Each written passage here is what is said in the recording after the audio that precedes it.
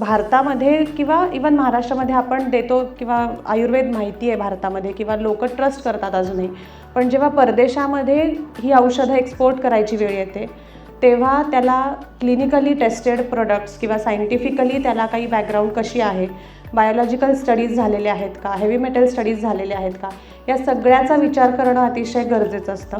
आणि त्याच्यामुळे त्यावेळेला रोल येतो निसर्ग बायोटेकच्या लॅबचा, जिथे आमच्याकडे सगळ्या प्रकारची HPLC TLC पासनं AS पर्यंत सगळी हेवी मेटल टेस्टिंगपासनं सगळी अत्याधुनिक यंत्रणा आहे जिथे लॅब टेस्टिंग केलं जातं.